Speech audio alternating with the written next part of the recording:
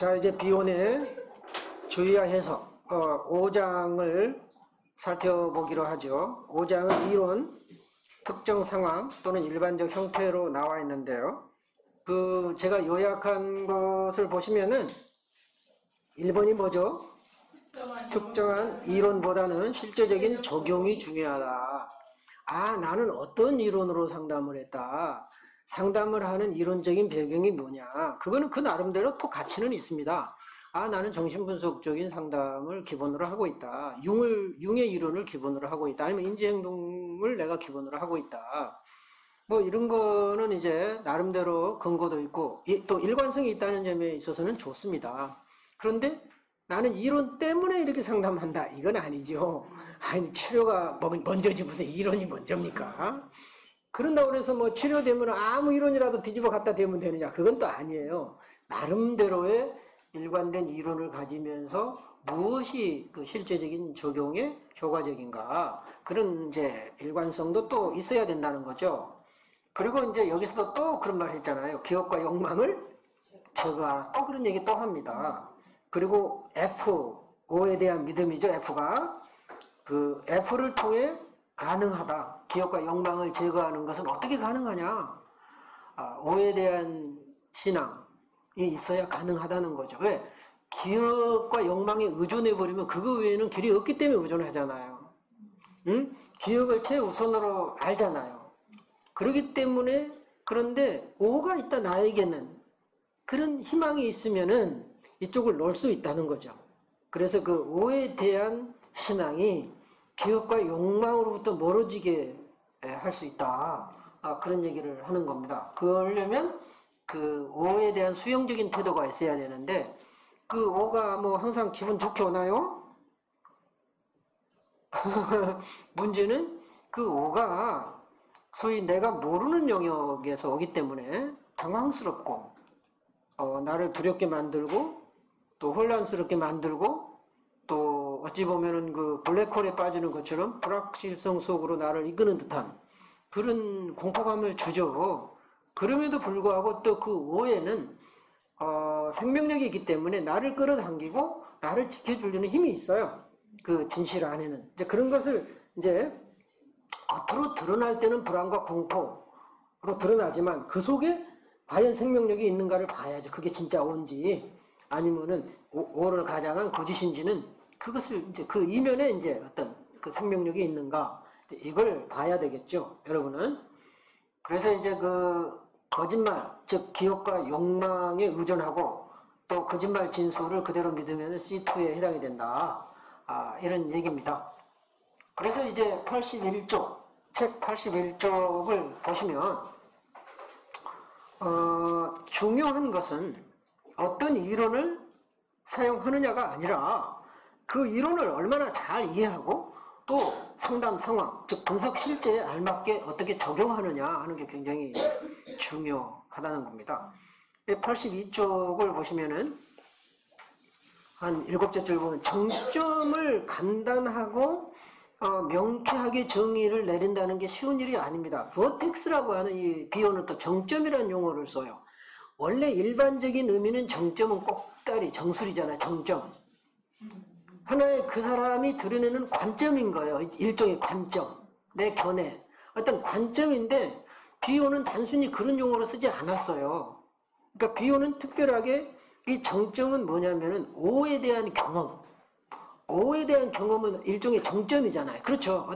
어떤 정서적으로도 굉장히 특이한 경험이잖아요. 그래서 그 O에 대한 경험, 정신분석적인 개념으로 정점이라는 개념을 썼습니다. 그러니까 우리가 생각하는 일반적인 정점의 의미는 아니라는 거죠. 비욘이 쓰는 그 모델도 그렇잖아요. 우리가 쓰는 모델은 그냥 우리가 쓰는 그런 모델의 개념이 아니잖아요. 일종의 표상이라든가 상징의 의미, 뭐 이런 의미로 모델을 썼듯이 여기서도 정점도 O에 대한 경험이고 이거는 정신분석적인 개념이다. 그래서 이제 그 밑에 보면은 이제 그 정신분석이 필요한 마음 상태를 유지하기 위해서 저는 기억을 자제하려고 합니다. 정신분석적인 상담을 하려면 기억을 자꾸 자제하라. 또 그리고 가능한 기록하지 마라. 기록하지 말라는 거죠. 그리고 회개 중에 일어난 일들을 기억하고 싶은 마음이 생길 때마다 이를 자제하고자 합니다. 스스로 기억하려고 하는 것을 억제하라는 겁니다. 우리는 자꾸 기억하려고 노력하는데, 그렇죠? 기억을 자제하고 욕망을 자제하고, 결국은 그럼 어떻게 하라는 얘기냐? F를 통해서 들어라. 응? F를 통해서 듣고 F를 통해서 보아라. 응? 그런 뜻입니다. 그 F를 통해서 본다는 것은 O가 보여주고 O가 알려주는 것만을 들어라. 완전히 이게 신비주의자잖아요. 말도 안 되는 이상한 무슨 그래서 비혼이 축출당했거든요. 정신분석을 굉장히 과학적으로 알잖아요. 그리고 일반 물리과학에도 부족함이 없는 전후가 분명하고 원인과 결과가 분명해야만 과학이다라고 주장을 했지 않습니까? 그런 사람, 어쩌면 실증주의에 가까운 정신분석인데, 비혼이 나타나서 기억과 욕망을 제거하고 다 잊어버리고 이런 얘기하니까, 그리고 오 얘기 나오면서부터 쫓겨났어요. 비혼이. 그러니까 오 얘기만 안 했어도 버티는데 오 얘기가 나오면서 추방당했거든요.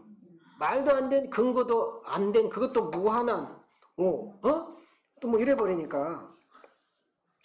그럼 왜 비혼이 자기 지위를 지키고 정신분석의 대가, 거기 남아서 대가가 되든지, 아니면은 비혼은 물론 나와서 후손들에 의해서, 후학들에 의해서 이렇게 대가가 되고 더 살아나고 있잖아요. 비혼은 죽었지만.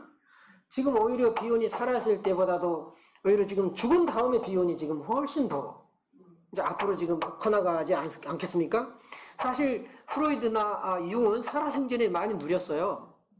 근데 비혼 같은 분은 살아생전에 별로 누리지 못하고 이제 죽은 다음에 이제 빛을 발하는 이제 이런 경우가 된 거죠. 그래서 이제 그 회개 중에 일어난 일들 또 기억하고 싶을 때마다 이제 자제하려고 한다. 밑에서 둘째쯤 욕망에 대해서도 마찬가지입니다. 욕망을 되도록 즐기지 않으려 하고 제 마음에서 욕망을 없애려고 합니다. 욕망은 희망과 비슷하잖아요. 그러니까 욕망인지 희망인지 목표인지 계속 우리를 늘 들뜨게 만들잖아요. 욕망이. 그러니까 그 욕망에 갇히게 되죠. 사실은. 근데 그 욕망을 제거하려고 노력해봐요. 기운 빠지지. 기운 빠지잖아요. 다음 페이지. 무언가 바라는 습관을 애초에 갖지 말아라. 무언가 바라지 말라는 거예요. 그러나 순수한 바람, 오에 대한 바람은 있어야 되겠죠. 그렇죠. 그러니까 완전히 모든 바람을 없애라. 그런 건 아닙니다. 그런 욕망들은 분석가의 능력을 저해할 뿐만 아니라, 침해할 뿐만 아니라 직관의 저하를 가져옵니다. 자, 비혼이 말하는 직관, 직관적 이해, 직관적 사고, 이것을 굉장히 많이 강조합니다. 직관은 뭐냐면은 물건을 통째로 보는 거죠. 사물을 통째로 보는 거고 그 인격을 통째로 보는 겁니다. 다시 말하면 전체를 인식하고 난 다음에 부분을 인식하는 게 직관이에요. 직관이. 그래서 대부분 그 통찰은 직관에서 와야 된다는 거죠. 그래서 이제 제일 밑에서 다섯째 줄 보면은 환자의 마음 상태가 미혼자에 가까울 때 분석가가 그 환자가 기혼자라는 사실을 기억하거나 이를 기록해 놓으면 환자의 마음 상태를 관찰하기가 어렵죠. 그렇잖아요. 이 사람은 기혼자로 알았는데 왜 미혼자로 느껴지지? 오히려 미혼자로 느껴졌으면은 왜 그럴까? 어떤 이 사람이 미혼자라는 걸 전제로 하고 탐색하면 더 많은 게 나올 수 있는데 자꾸 기혼자라는 걸 정해놓고 하면은 이 사람 뭘 속이는 거야? 왜 이러지? 이런 여러 다른 생각을 많이 하게 된다는 거죠. 84쪽 보시면 두 번째 문단에 보면 그렇다면 환자의 마음 상태를 어떻게 관찰하고 기록할 수 있을까요? 자, 관찰하고 기록해야만 또 어찌 보면은 그 좌표도 그릴 수가 있고요. 우리 반성도 할 수 있고 슈퍼비전도 할 수 있을 거 아닙니까? 그런데 여기서 중요한 질문이지만 현재 그 답을 알 수 없다는 거죠. 어떻게 관찰하고 어떻게 기록할지도 모르겠다. 그러나 기록하지 말아라. 이제 이런 겁니다. 혼란스러운 거죠. 그죠? 그러면서 저는 F를 사용하라. 그 오에 대한 신앙, 오에 대한 열린 마음으로 하다 보면은 이런 것은 부수적이고 자연적으로 따라올 거다. 이제 그런 거죠. 그 다음에 이제 그 밑으로 보면은 기억과 욕망을 절제해서 의도적으로 눈을 가려 보지 못하게 됨으로써 우리는 F를 얻습니다. 어떻게 F를 얻을 거냐? 의도적으로 우리 눈을 가려라. 눈이 있어도 보지 말고 귀가 있어도 듣지 말아라. 이제 그런 뜻이죠. 참 어려운 일입니다. 그래서 실제 정신분석을 하는 분석가들은 인간의 정신현상이 실제한다는 것을 확신하고 이러한 정신현상을 기억이나 욕망을 통해서 보는 것이 아니라 지식을 통해서 보는 것이 아니라 정신현상은 F를 통해서 보고 듣고 느낄 수 있다는 겁니다. 정신 자체가 오기 때문에 그래요. 정신 자체가 비물질적인 거고 비감각적인 것이기 때문에 그렇습니다. 응? 이렇게 말하는 이유가. 자, 그래서 85쪽 세 번째 문단을 볼까요? 제가 말하는 경험은 오의 진화된 부분과의 만남이다. 자, 오라고 하는 것이 만져질 수도 없고 볼 수도 없잖아요. 그렇죠? 그런데 오가 진화한다라고 하는 것은 어떤 의미에서는 우리 인간의 인식 안에 들어온다는 거겠죠. 그렇잖아요? 오가 인식 안에 들어오고 오가 인간의 경험 안에 들어와야만 만나잖아요. 오가. 마치 하나님이 하나님으로 있으면 우리를 볼 수가 없어요. 하나님이 인간 세계로 들어와야만 우리가 만날 수 있는 거라고 똑같다는 거죠. 그래서 오가 그것을 육화한다 그러거든요. 하나님이 예수 그리스도를 통해서 인간의 모습으로 온 것을 성육신이라고 그러는데 이것을 심리학에서는 오의 인카네이션, 오의 육화다.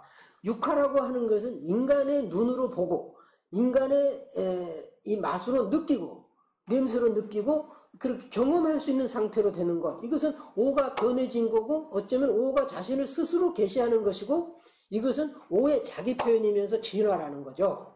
이제 이런 부분들을 여러분들이 이제 이해를 해야 될 겁니다. 그래서 제가 궁극적 현실, 물, 자체, 진실 등으로 다양하게 이름 붙인 것에 대한 자각이다. 거기에 대한 자각이 오에 대한 경험이다.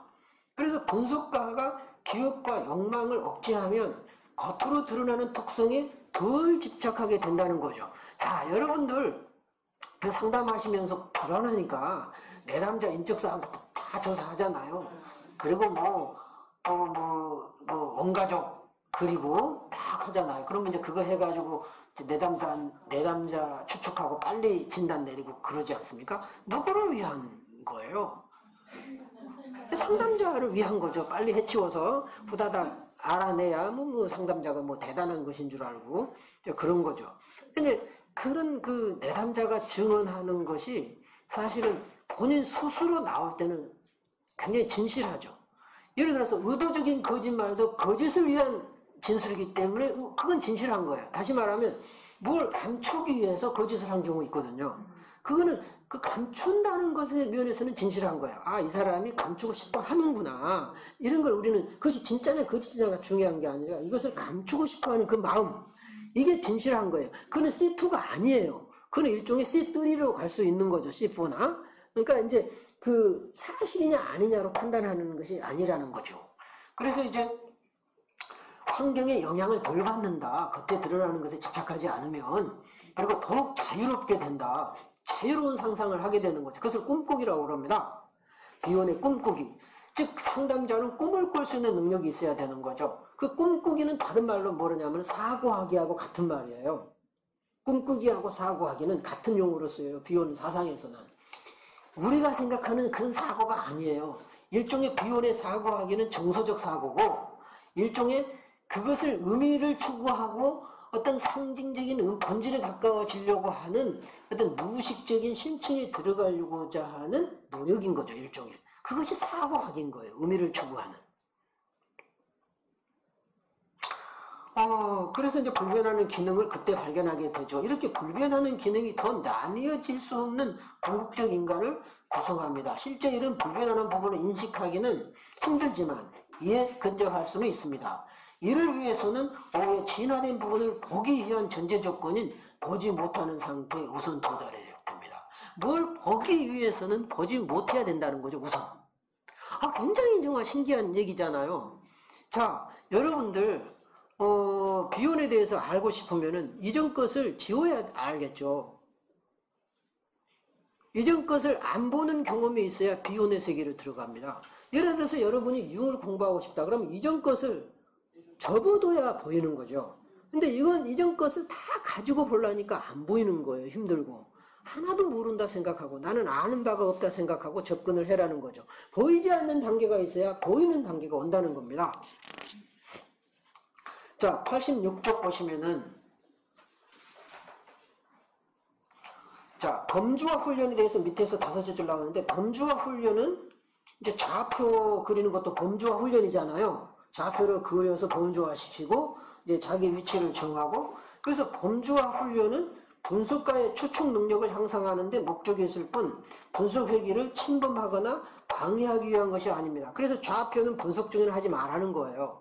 분석이 다 끝나고 자기 검증을 하기 위해서 이제 좌표를 활용하라는 겁니다. 그래서 이제 제가 제안한 방식으로 분석이 진행되면 위에서 예를 든 것 같이 계속 거짓말을 하는 중에 점차로 오해 진화가 드러납니다. 어떤 경우에는 어찌 보면은 거짓말이 거짓말로 끝나는 것이 아니라 거짓말을 하다가 진실로 다가가는 수도 있거든요. 응? 그래서 이제 C2가 이제 2열이 3열로 가는 것을 방해하는 것이 대부분 방해하지만 때로는 2열이 반복되면서 그것이 3열로 넘어가는 수도 있다는 거죠. 그것이 완전히 그 자리에서 차단되는 것이 아니라 2에서 물론 이제 많은 경우가 그렇지만 이제 그런 과정이 계속 반복되다 보면은 거짓이 진실로 가는 하나의 과정이 되기도 한다. 그래서 이제 87쪽 5째 줄 보면은 정신분석에 있어서 저는 진단이나 예후 그리고 치료나 치유보다는 정신분석의 오해에 집중합니다. 그 정신분석의 오해에 집중한다라고 하는 것은 진실에 집중하는 거지 무엇이 그 진실한가 그 진실을 여러분들은 굉장히 힘들고 어렵게 생각하는데 자연 그대로의 상태 어쩌면 이게 진실에 가까울 것 같아요.